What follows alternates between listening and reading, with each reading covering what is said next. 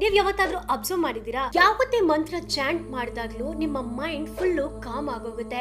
ಯಾಕೆ ಗೊತ್ತಾ? ಸ್ಪಿರಿಚುವಲ್ ಅಷ್ಟೇ ಅಲ್ಲ, ಇದಕ್ಕೆ ಸೈಂಟಿಫಿಕ್ ರೀಸನ್ ಕೂಡ ಇದೆ. ಬನ್ನಿ ಹೇಗೆ ಅಂತ ಅರ್ಥ ಮಾಡ್ಕೊಳ್ಳೋಣ. ಚಾಂಟ್ ಮಾಡಿದಾಗ ವೇಗಸ್ ನರ್ವ್ ಅನ್ನ ಆಕ್ಟಿವೇಟ್ ಮಾಡುತ್ತೆ. ಅದರಿಂದ ಆಂಗ್ಸೈಟಿ, ಸ್ಟ್ರೆಸ್ ಕಡಿಮೆ ಆಗೋಗುತ್ತೆ. ಮಂತ್ರ ಹಾಗೆ ರಿಪೀಟ್ ಮಾಡ್ತಾ ಇದ್ರೆ ಬ್ರೈನ್ ಮೆಡಿಟೇಟಿವ್ ಸ್ಟೇಟ್ಗೆ ಹೋಗುತ್ತೆ. ಕಾನ್ಸಂಟ್ರೇಷನ್ ಹೆಚ್ಚಾಗುತ್ತೆ, ಫೋಕಸ್ ಇಂಪ್ರೂವ್ ಆಗುತ್ತೆ, ಮೂಡ್ ಕೂಡ ಚೆನ್ನಾಗಿರುತ್ತೆ. ನ್ಯಾಚುರಲ್ ಆಗಿ ಉಸಿರಾಟ ಕೂಡ ಕಡಿಮೆ ಆಗುತ್ತೆ. ಅದರಿಂದ ನಾವು ಆಕ್ಸಿಜನ್ ನ ಜಾಸ್ತಿ ತಗೊಳ್ತೀವಿ, ಲಂಗ್ಸ್ ಆಗ ಸ್ಟ್ರಾಂಗ್ ಆಗುತ್ತೆ.